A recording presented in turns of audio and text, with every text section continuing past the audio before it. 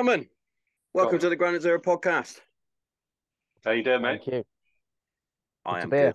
I am good. I got to say, I just said it before I hit record, but I'm loving that shirt all day. Oh, there's going to be fans out there. I know it. That's just going to win the podcast all over. Just that shirt. He's got the physique to pull it off, man. And, Oh, here we go. Come on, bring it on. Here we go. Oh, we're just Here we throwing go. out compliments left, right, and centre here. Yeah. Seconds before you turned up, Ads, I was complimenting on Tommo and his 70s touch. So there's compliments coming all around, mate. It's on its way. I reckon I need to get a bit of wax so I can just twist the corners up. Go full Air Force. Beautiful. But yeah, thank you very much for giving me your time, gentlemen. And thanks for the DM offering your services. Well, yeah, it's always good to make connections in this space, and always like it when it's off the cuff. Let's explore and see where it goes. That's how I like to do it. I like the way I describe the way I do my podcast, like having a chat down the pub. Like, there's no top. Obviously, we've got a proper topic that we're going to discuss in a minute, but yeah, I like to see where the fucking fly in here, where the conversation goes. There's a fucking fly in here that's like the size of a herc. It's massive. Jesus Christ. If you see me swaying about a bit, you'll see why. It's huge. Dodging bullets again. Careful, rough edge, mate. Oh. Big three. Tom, what were you? That's self-sabotaging, mate. You know, we're not going to let's not go down that route of the Scouse Taylor, the man that single-handedly pulled down what little reputation we had. So yeah, but Ads, to answer your question, mate. Tommo and I were both rough edge. He was on 15, I was on 1 and 2 squadron. No doubt our shoulders bumped into each other at the mess or passing the armory or whatever. But we certainly know Honington very well. Yeah, both of us, definitely. I always had mixed reviews with Scouse Taylor. He took my field gunners, which I think it was 1 or 2 courses after that incident with the 5 mile of death. And I've had so many people from different corps and whatnot say, was it really a 5 mile of death? And I was like, no, it's fucking longer than 5 miles. The firefight was awful and honking, and I was hanging for 24 hours plus. And when it was fucking hard. When he made it out like it was a stroll in the park on that fucking video. But yeah, we digress. Yeah, a little bit. Yeah. I have no idea what you're on about, by the way. I'm not having it. No, I'll fill you in afterwards on this one, mate. It's an off-air chat. Got it. Got it. Just go on YouTube and type in 5 mile of death and you'll find it. Okay. I'm very much interested in to knowing how you guys sort of connected and what you guys are now doing in the future. Because from what I've read in the little bio that you guys sent me, it sounds fucking awesome.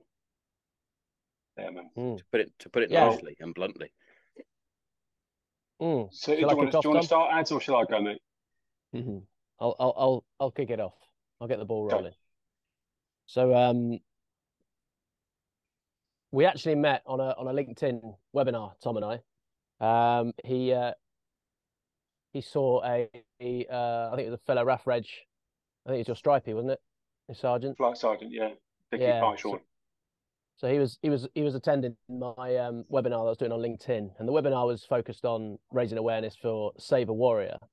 Save a Warrior is an organization in America that's dedicated to solving the suicide pandemic among veterans, and they've got a 98% success rate in that. So over 2,500 people come through their doors in the last 10 years. Bespoke service, and their efficacy and their what they're doing is incredible. And I came in contact with them almost 2 years ago now, and we've been working with them, and I'm the UK ambassador for Save a Warrior. And so I was doing a bit of promo on LinkedIn. Got a fair few people, few eyeballs on LinkedIn, so it's a mega powerful network. And Tom saw his friend there and was like, well, if he's there, then it must be worth a shout. So he came on, and from that moment he was like, look, let me help you promote this because I really truly believe in this. And Tom, will speak for himself, but he was going for a particular journey at that time with his mental health and PTSD recovery, and it was all very aligned. And so Tom just threw his hat in basically. It was like, look, I'm a veteran and got my marketing company, and I want to help out. And it just started there really. And from there we've really been collaborating, I would say 80% on my business, which is the return in warrior method. And that's private clients, one-to-one and group coaching that we offer there. And Tom's been integral to the growth of that of the business, with his marketing, and so that's where we operate 80% of the time, and 20% of the time, and I'm sure the percentages will shift over time as it gets set up more. It's all about Save a Warrior UK. So we're now, in the early stages of recruiting trustees for the charity, and we should be delivering our first cohort of 10 British veterans suffering from complex PTSD, ideation or attempts in this year. So that's a little bit of where we how we met. Awesome. There we go. Awesome. And it seems like a fucking that you guys have got what we need in like you said, it is a pandemic, and too many veterans, too many serving soldiers have taken their lives lately and historically because of issues that go on inside the mind. Me personally, I went down my own sort of route to fix my own mental health because I went through a really shitty patch. My outlet was obviously the podcast. That's how I set it up. That's why I set it up.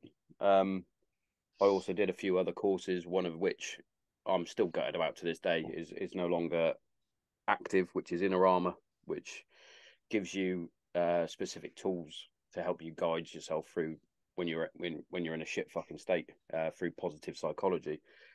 But what you guys are doing, and I'd like to know more about the project because it's fucking awesome, and I want to get as much out there as possible, as many eyes on it, as many listens on it as we can.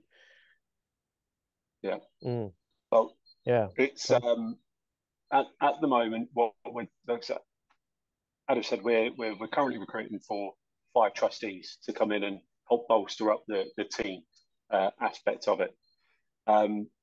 In short, to link back the why we're doing it, obviously the RAF is acutely aware of the loss of two gents this year through suicide, Alan Kempy and Butch Brennan. And at the time of recording, we're a couple of days out from Butch's send-off, which I'll be up, going to go and pay my respects to him on Friday.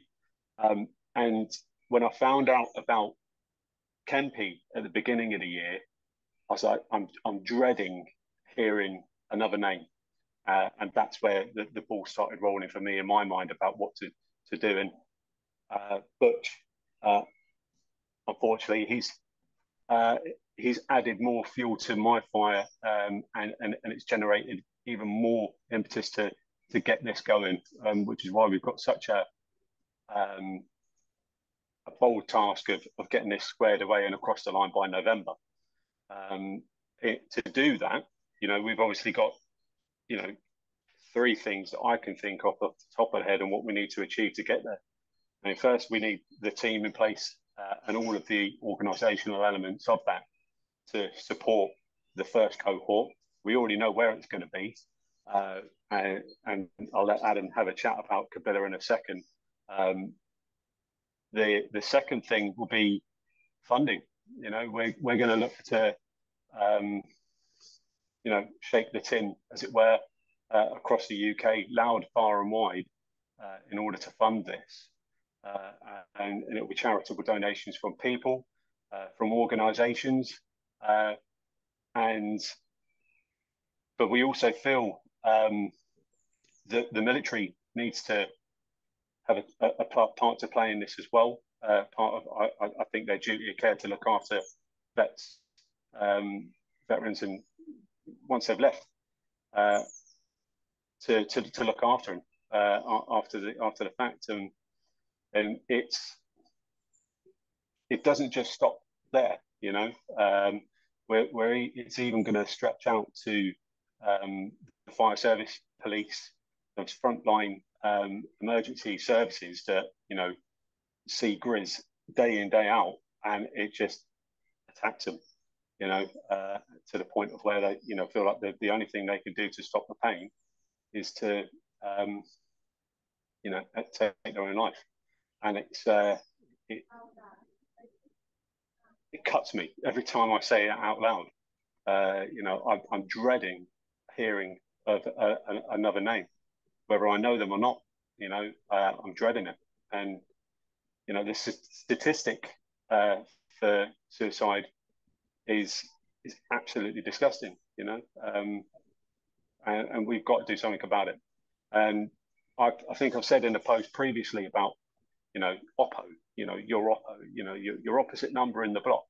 You know, you do everything for them, you look after them, you know, you shave your hair if you need it, you do the Adobe, the laundry and that, and you look after each other. When you leave the mob, unless you maintain that relationship and you keep it going, you know, you're on your own. And if blokes feel like they haven't got anything, you know, to hold on to, you know, and going through hard times, unfortunately, they might see it fit to end their own lives. And I want to do something about it.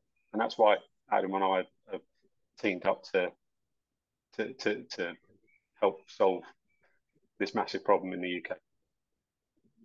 Yeah, and props to both of you for doing it. You know, there's a lot of people that say they want to help and don't do much. And I believe as a collective within the veteran community, more could be done.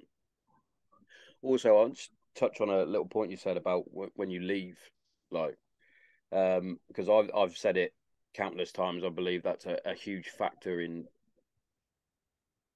the resettlement that needs to be changed, because it's all about what courses can you do to further your career when you leave, and nothing about what could happen to you when you leave. Speaking from experience, when I left, I thought I was all fine and dandy until I completely shut down and lost all sense of purpose. Like, I was always Tommo the rough edge gunner, and now I'm fucking Tommo a security guard. It's like, oh, brilliant, cheers for that. Now I feel like a shit cunt constantly, constant negative thoughts, constantly all this and that, and you try and reach out through support. And yes, obviously the big names are obviously there, British Legion, Staffer, etc., etc. I reached out to 3 or 4 of the big ones, and I was supposed to be signed a caseworker that never showed up. So I felt like I was left on my own. So having charities like yourselves coming through, the likes of Rock to Recovery, who I support at the minute, you know, it seems to be the smaller ones that do the most work and get the most done.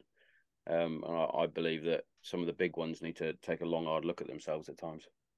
That's just my opinion. I think, no, I hear what you're saying. It's not an unusual comment that I've heard over the years, and there's a lot to what we offer and what we know at Save a Warrior.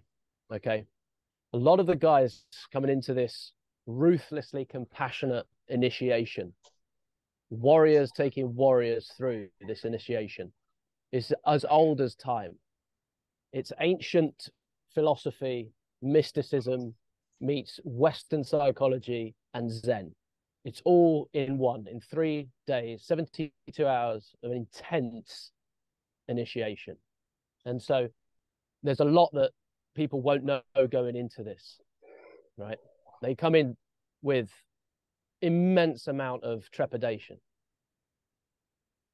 and they all come in with a story, all right? all of them. They come in with a story. And oftentimes it's the story that's keeping them stuck in whatever they're in, right? They're suffering.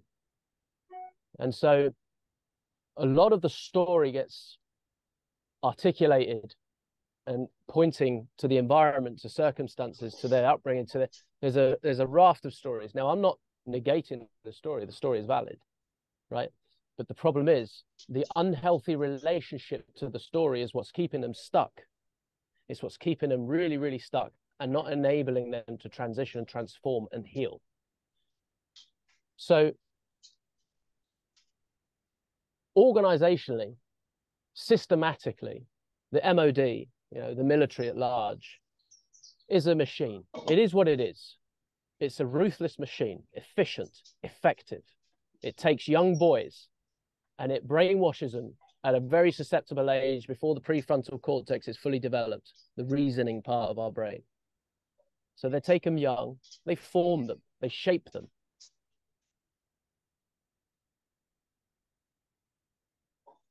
They mold us. That's the process. And we embark on a military experience and we have all manner of exposure to violence. And oftentimes the violence is exhilarating, it's exciting, especially when it's done with your mates, right?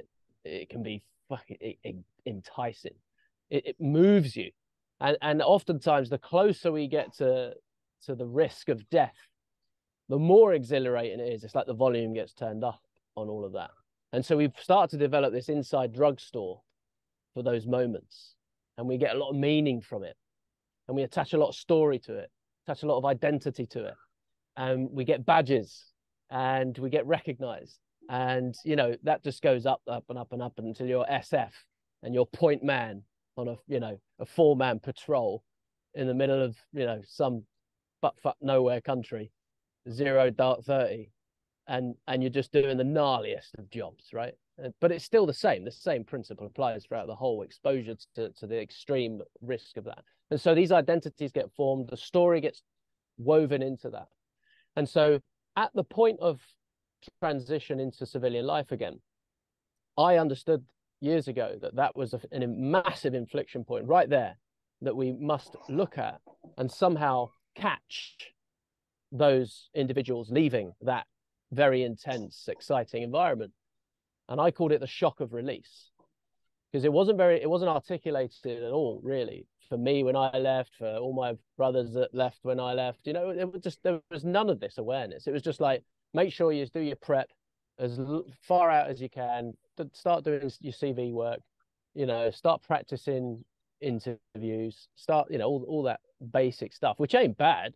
It's not bad advice, but it really isn't everything, right?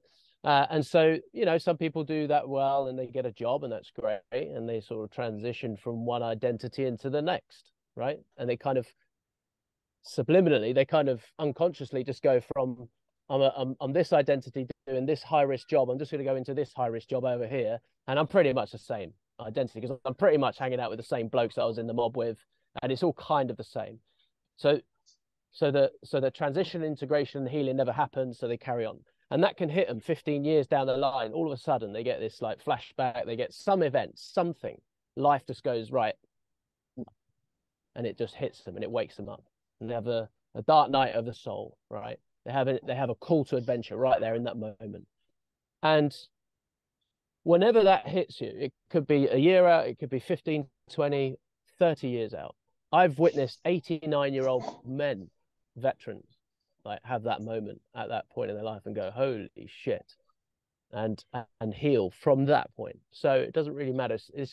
This model applies to the human being, and we just so happen to be aiming it at veterans and first responders with Save a Warrior. But actually, this is a human condition thing. So it serves us well to understand the human condition whenever we're approaching this work, whether it be psychology, mythology, history, it doesn't really matter. All of these topics are all very helpful to understand the human condition. And so it serves us well to drop the stories, release the stories, soften it, which in itself is a terrifying thing. Because if you've been so focused on your persona and your outward facing identity, and you think that you're that, well, you've got a fall coming. And it's the harder you hold on to that identity, the harder the fall will be. Because what you're essentially doing is you're saying to the world that this mask is me, and as soon as that mask doesn't fit, or as soon as you're not in the correct environment for that mask to be relevant, then what? Oh, that's not me. Now the big existential question that every man, every human being, every person should ask themselves at least once in their life: who am I? Who am I? And that question there has so much gravitas, so much power, that people sometimes dare not ask it because they're actually afraid of the answer. Because that is a rabbit hole. The who am I is a rabbit hole. And I would suggest that unless you have support, mentors, people that have done the hero's journey and come back for you, like at Save a Warrior, the shepherds are the people that have gone through the 72 hours, gone through the 500-day integration process post 72 hours. And these shepherds come back for the next veteran, the next cohort. No, see, none of this is meant to be done alone. That's the biggest point I want everyone to realize. None of this healing is meant to be done alone. And it's in the disconnection from other people, from meaning, from yourself, from loved ones. In the disconnection is where the suffering really takes a hold, okay? Because we're built for two things as human beings: connection and struggle. Suffering, that's optional. And that is what we're addressing most of the time, is the suffering. If you're done suffering, you're ready for Save a Warrior. I just want to make that nice, clear distinction there. We're built for connection and struggle.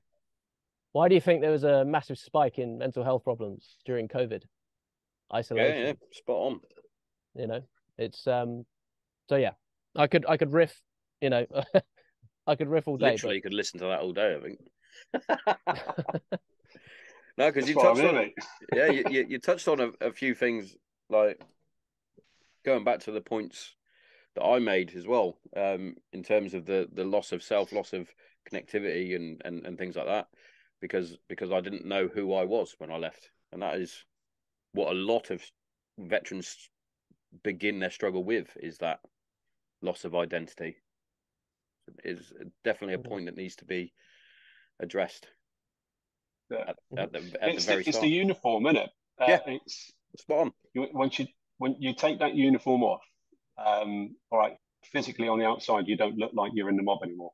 All right, but you know, unless there is there's two things I want to talk about here. And this is two, unless there's an actual sort of ceremonial declothing of the uniform from inside you, from one to the next, you know, people can stay stuck in limbo, as it were. You know, I myself personally, I took a pilgrim. The day I left the military, I cycled to Rome on my own on a bike, and basically just didn't talk to anyone for 2 weeks and just made sense of what was going on in my bonds. And at the end of it, felt completely changed and much, you know, a better person. That was my adventure. But in terms of what could be done to help lubricate that bit, I mean, every year we do a fitness test in the military, don't you? It would be a good chance to catch blokes and have a chat with them there at that point and see, you know, just a marker graph how well they're going through transition. But on the outside, you know, it's the hardest part of Save a Warrior UK is what we're going to do is find men and women that want to come on the course but don't know it yet. You know, yeah, I get they this individual, and I can talk from personal experience on this, may not know 10 seconds before the event that they actually don't want to be around anymore. It can be a thing like that, where all of a sudden, you know, like nothing left to live for. and you want to spin your car off a roundabout, and it could be that quick, and you might not see it coming. So, in terms of can we save that person? No, probably not, because they don't know it, that they're at that stage. But with good, clear communication and dare I say it, marketing and advertising of the charity in the beforehand, catching people early on when the drift has not gone that far off course, where it's we can still bring people back in. That's where we want to save people and bring them onto the course. And it's through doing things like this that we're going to raise awareness for the charity. It's through chats with men like yourself on a podcast like this that we can start to plant that seed of who we are, what we're trying to do, and how we can do it early on, so that we can stop that individual getting to that stage and taking their own life. Yeah, if I may, can I elaborate a little bit on the drift? Go. Of course. So with this program, Save a Warrior, there is a certain language associated with it, and we don't expect people to know the language coming into that initiation. There's those 72 hours. The clock is running from the moment they arrive there, and so the drift model, if you like, is a description of the human lifespan from birth to death, and the through line from birth to death. The ideal, the optimum, the purest, the most authentic expression of your life, if you like, the divine perfection of your life's path, right, is as a potential. It is this through line from life to death, and you look back at that particular life, look back on your life and go, bloody hell, brilliant, wouldn't change a bit. It was amazing, it was awesome, what a life, fantastic, right? But of course, that's just an ideal. We are not perfect beings, but in the whole grand scale of it, there is perfection. But we're not perfect beings, we're imperfect, right? We're human, we're fallible, right? We have all of our experiences as we're growing up, childhood traumas, etc., and what have you. So what happens is we drift off that line.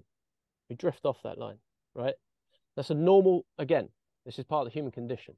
It's not just veterans, it's everyone, okay? Now, the further the drift is, right? And why do we drift? Well, we drift for all kinds of reasons, but typically it starts in the first 18 years of our life. Something happens to us as kids. Whatever that thing is, it's varied. I've seen it all. I've heard it all. It's sometimes terrifying what some children experience and go through. So whatever happens, happens. And it creates a kink in our framework of life. And we become self-deprecating in order to survive that situation. We think that we are broken and we need this parent that's abusing us because, ultimately we do need them. We need it for food, shelter. And so I'm going to cling to them. And so to do that, I've got to cut a bit of myself off. And so this begins this inner chaos and mistrust and misunderstanding of who we are. And so we start to frame the world around us in these certain ways. And these ways, they essentially become our personality. We think it's who we are. But actually, they're just survival traits that we pick up along the way. And so that sets off that little first trajectory. And already we're offline, right? And if that is left unchecked, if there is no course correction, no stop, reorientate, who am I? Oh, that's right, that's who I am, and start coming back online. If that doesn't happen, the inevitability of that drift is suicide. That's where it ends, suicide. Now, suicide is a complex topic. But suicide can come in all manner of things. Suicide isn't just shooting your head, blowing your head off, jumping off a building, slitting your wrists. That's not just suicide. Suicide is morbid obesity. Suicide is driving your car too fast when you may, intentionally, not intentionally driving it too fast. Suicide is the slow demise through alcohol abuse, addiction. where really all addictions is masking the pain of the distance in that drift from where you are in life to where you could be, your potential, your higher self, if you like. And so as that increases, what we tend to see is an increase in addictive tendencies, substance abuse, alcohol, drugs, porn, sex, gambling, you name it. Whatever gives you a short-term high, but creates long-term pain, that's an addiction. So that could be a lot of things, right? So if you reverse that, then you can delay gratification. A little bit of pain, if you choose the pain, like doing a honking fizz sesh, right? You're choosing that pain. But then there's a long-term reward from that. You see, it's the complete polar opposite of what an addiction is, right? And so the drift is real. It's always on. That's the one thing I want everyone to understand and take away. It's always on. Depending on how severe your entry into this world was, and I'll leave that to people's imaginations what that could be. All right. Let's just say broken homes. However extreme your first experience in the first 18 years was, means that's the nature of the intensity of your drift. It's like a hard wheel over drift. Okay. Those that have that experience in life are going to have to monitor their drift even more so than those that have a smoother entry into life, let's say. Okay. And there are ways of measuring that specifically for individuals. I won't get into the technicalities of that. It's a well-known document that is used by psychiatry at large. But once we establish the individual's rate of drift, if you like, the intensity of their drift, then that individual has become aware, self-aware now, and they can course correct themselves more often. They can do daily things like meditating. Meditating, it's so simple and so effective that people distrust it. It's mind-blowing for me. Yep. There you go. Tom knows it. All right. There's a warrior meditation that comes with the experience of Save a Warrior. And it's important for people to realize that there's a lot of things they don't know, but we do. Okay? We do. We've seen this pattern over and over again. We've saved people over and over again. They've transformed and they've come back for others. And so Save a Warrior, the founding motto, Save a Warrior, as given by the father of Jake Clark, the founder and president of Save a Warrior, just save one. That was their fuel at the beginning. If we can just save one, 10 years later, 220 something, so 2,200 or something later, they continue to do the work, and now here we are, bringing it to the UK, much needed. And so yeah, there's, like I said, but there's a lot of things that at this stage is almost impossible to articulate what happens in those 72 hours. In fact, it's good not to articulate it. Actually, it's a container. It's intentional, and they must attend it to experience it. But it works. That's the message. It works. So very well as well. Always good to know. Yeah. So how long until it's fully up and running over here? Did you say November? November. Yeah. Plan for the first cohort for November. The venue or the home for Save a Warrior UK is down southwest, just off the edge of Bodmin Moor, and Adam and I went down to visit this site about 3 weeks ago now, and I can still feel the magic of the woods, and I know that sounds a bit woo-woo, okay, but I'm a keen outdoorsman. I've been through many a wood block through the mob, and I've practiced bushcraft locally where I live. But I don't think I've ever experienced such a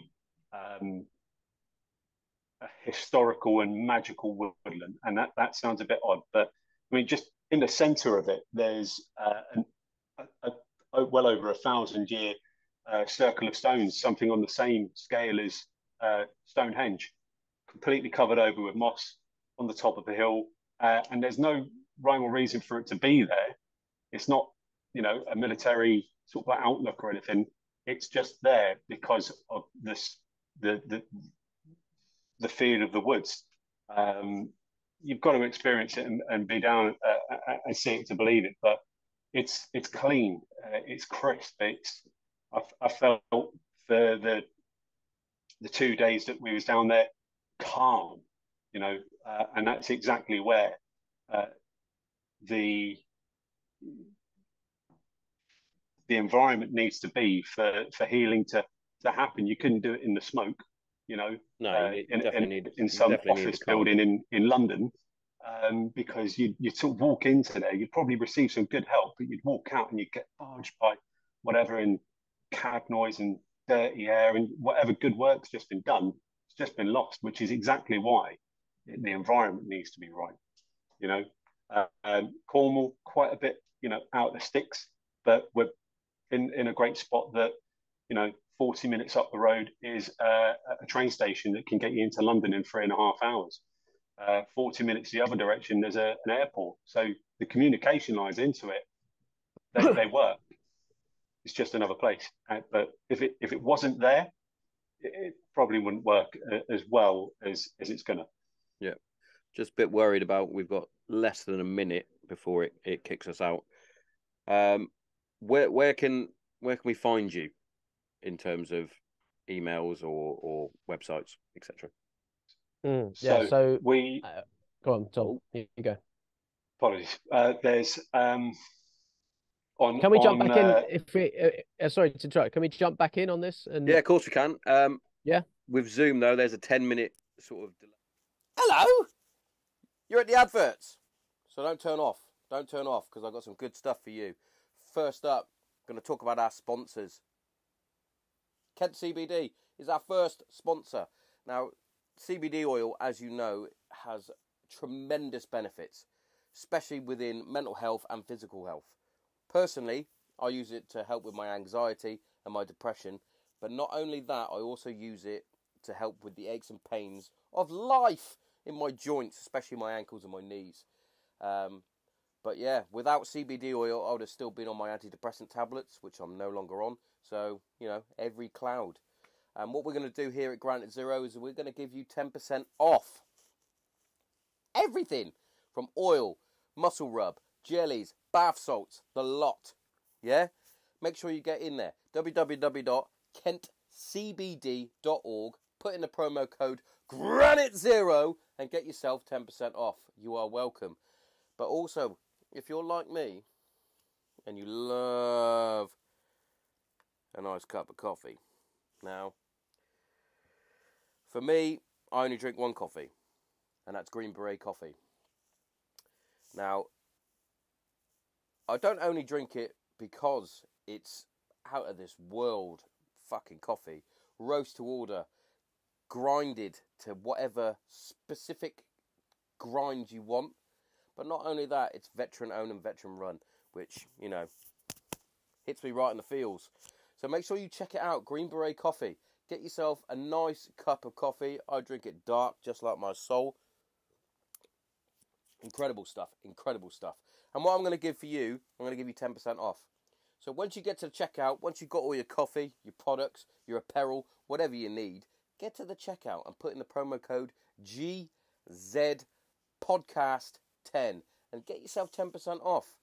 Courtesy of the Granite Zero podcast. You are welcome. Now, that's enough of me talking about this stuff. Back to the regular scheduled show. Check it out!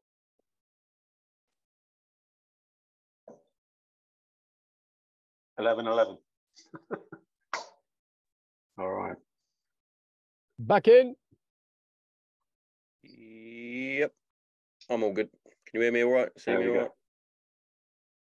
Got you. Happy days. Beautiful. So we was talking about how people can find us and essentially submit to coming on to Save a Warrior UK and receiving the healing. The website for Save a Warrior UK en route. Straight away, the easiest thing to do would just be speak to Adam or I, and basically get involved in the conversation on LinkedIn, on Instagram. We are going to focus more on LinkedIn because that's where there's a bigger audience there that we can talk to a few more people. So the LinkedIn is going to be more where the official gen comes through. Instagram is going to be more the ephemeral sort of like day-to-day running of things and the emotional side of it. So that's how the two split there. What I will do is say search for Adam Gornall on LinkedIn, or myself, Thomas Burgess, and befriend us. There will be plastered all over both of our feeds the links on how to get involved. There's a Google form in circulation at the moment, which is calling for, at this early stage, people to put their hand up and say, yes, okay, don't know what the task is yet. We don't know how they're going to get involved, but we're building up a bank of people that go, yes, I'm aligned to this, and I want to show my interest to help in the future.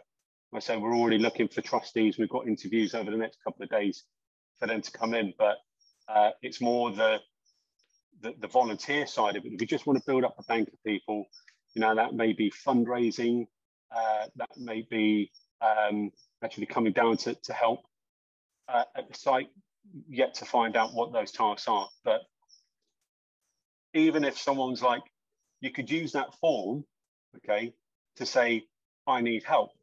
It's a one form that fits quite a few hats, if that makes sense. And it will be available. The very next post I put out on LinkedIn will be pointing to that Google form. All right. Happy days.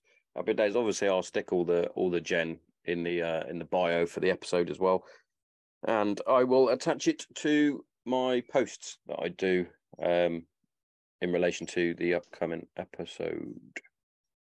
But yeah, it's been a fascinating insight into what it's all about, genuinely, because not only have you noticed where we are lacking in the world when it comes to suicide awareness, the real pandemic, as I like to call it, but you're also taking the bull by the horns and you fucking going with it, and you're actually going to do a lot of good work and a lot of hard work, I'm sure, that's going to go into it. And most likely in the build-up, a lot of stress, a lot of, well, just struggle. a lot of struggle. Shit. Yeah, struggle trying to get things organised and sorted and whatnot. And even myself, I'm organising a charity football event at the minute, and even I'm getting a little bit stressed with that. And this will be the second one I've done. It's like, fucking hell, is anyone going to turn up to the game? Is anyone going to, am I going to raise as much money as I think I should raise? And when I put a post out and you see, like, for me, in terms of like the advertising for the game, I think we're doing really well in terms of reviews on things, likes on things, especially my reels that I create. Because when you look at the reels and you look at the views and you're like, fucking hell, I've got 6, 7, 8,000 people viewing these. On each reel, there's a link to either buy the football ticket or to the GoFundMe page. And it's like, well, surely I should be getting a bit more back from it. But, it is what it is. And every penny, every pound is still going to amazing causes.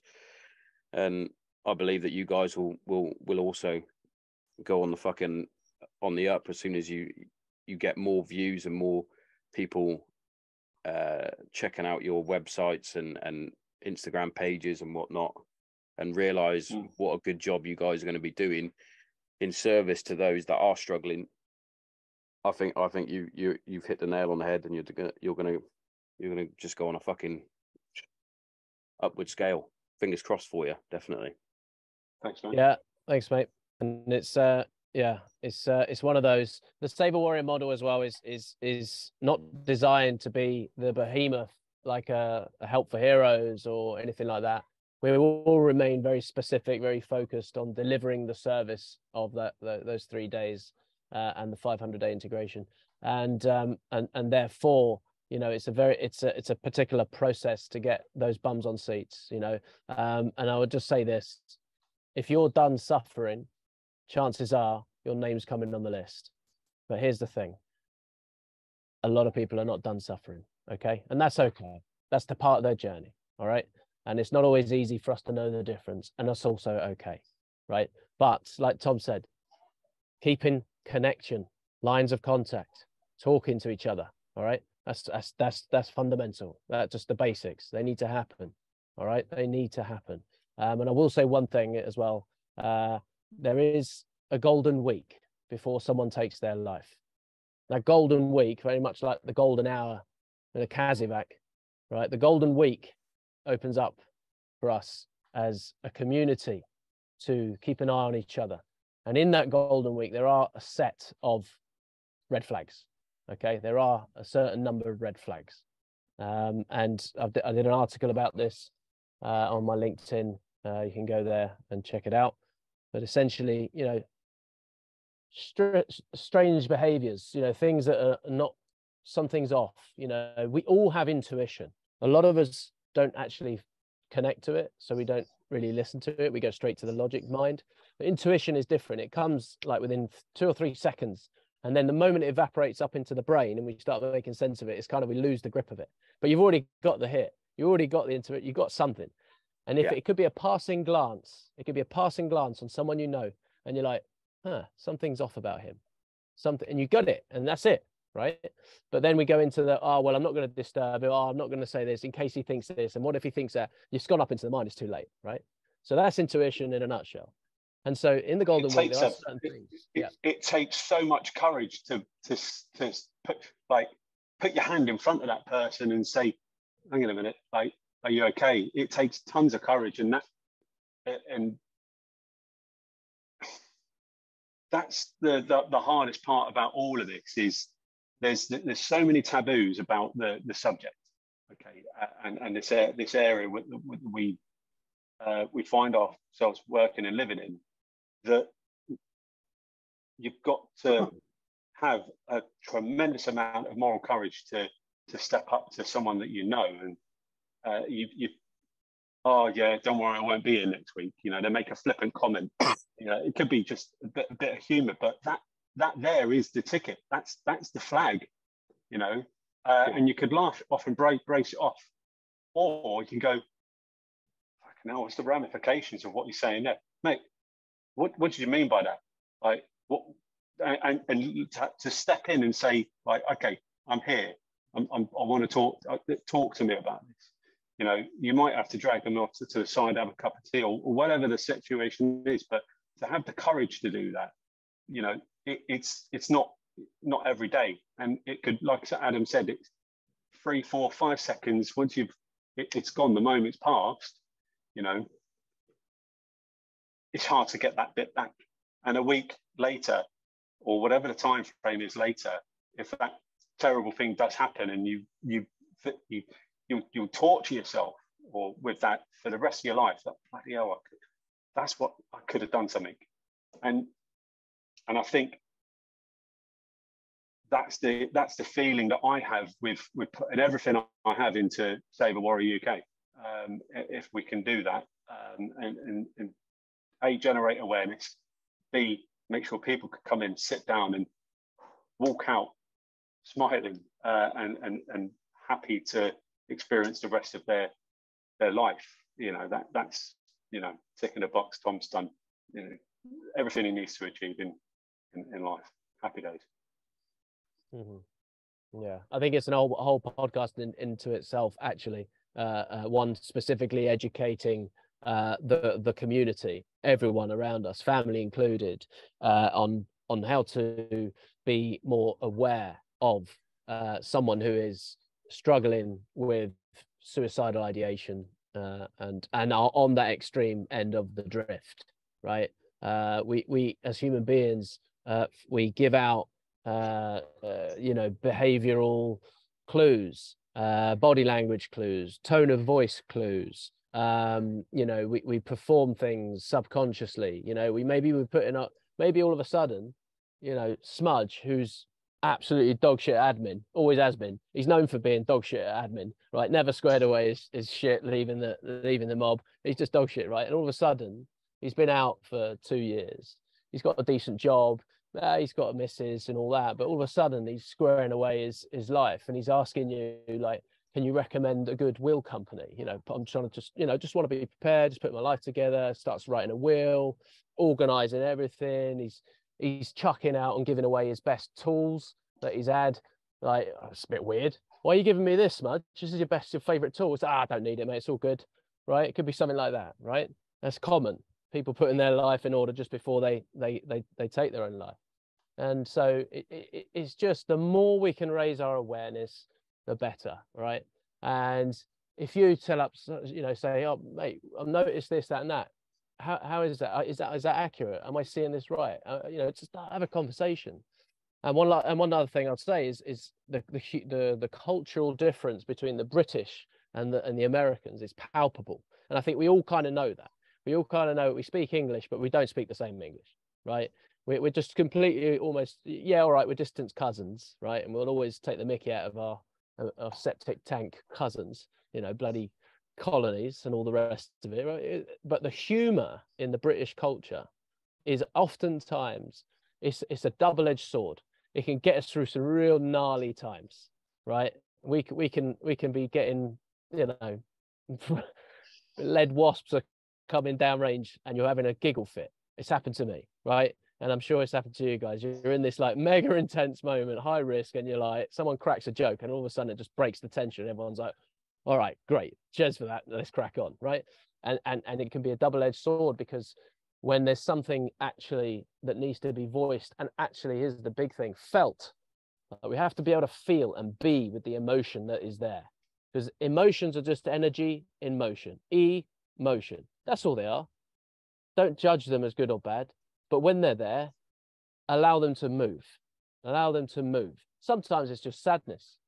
Well, the body's way of processing sadness is through tears. Just allow it to be, right? But because we're so fixated on the identity of warrior who doesn't cry and therefore isn't weak, because you're so rigidly holding on to warrior identity, that you're stifling a very normal emotion such as sadness, right? So again, and a whole another podcast in itself, emotional intelligence. But first you have to be emotionally literate. Going back to my point, it's the more awareness we can raise, the better. And just be aware of humor, masking, and yeah, together we'll get this mission done. The mission is to resolve the suicide pandemic, and to end it. Will I ever achieve it in my lifetime? Don't know. Hopefully, but that's the mission. It's clear. It's motivating. And it moves us forward every day. And we love doing what we're doing. Coming back for brothers. I mean, talk about don't leave no man behind. And women as well. The women that have been on the front line, first responders, firefighters, police. It's not just military. Again, the human condition. We focus on those three though: military, first responders, and firefighters. That's our lane. We're good at it. And reach out. Just reach out to us. If you're hearing this podcast, reach out to us. However you're hearing it. If you have any questions, any doubts, yourself or for someone else, just make connection and just talk about it. And thanks, Tommo, for offering us this podcast. No, thank you guys for coming on and giving me your time. It's been a great insight into what's to come. It's fantastic, as I keep saying. Thanks, Tommo. Lovely jubbly. All right. Well, enjoy the rest of your Wednesday. Yes, Wednesday. Well, we've got a busy one ahead, haven't we? We have. Yeah. We have. Excited. Yeah. Better be busy than not, I always say. Yep, true that. Thanks so much. But genuinely, thank you for coming on. I'll put everything I need to put in on the bios and the posts, and I will share as much of your stuff as possible. I'm not a huge podcast, but you know, every little helps, as Tesco say. I don't know, mate. We could stand outside Tesco's if you want with a can, but a bucket. There is a reason why I came to you, Sean. You know, it's people look at your podcast, and there is that recurring theme of mental health, which underlines all of it, which is the reason why you set it up, which is absolutely why I asked your permission to come on, and thanks for having us. No, anytime, genuinely, anytime you guys want to come on. Same time next week? Yeah, feel free. Genuinely, even if it's one of you or both of you, anytime you want to come on, if you've got anything new that you want to bring up or whatever, I'm always happy to have people on the show. I appreciate that. I mean, we are obviously going to have progressive updates, and you know, as the charity progresses, once we've got a charity number, once we've got that set up, you know, then that's the official seal of approval, if you like. So yeah, we'll have lots of things to keep you updated, and I appreciate you opening up that platform for us. And I love the work you're doing. Keep it up, mate. And yeah, just keep being you, mate. It's awesome. Awesome. Well, I won't keep you guys any longer. You guys have got a busy day, and I haven't. So I'm going to enjoy the rest of my day off. Good man. Excellent.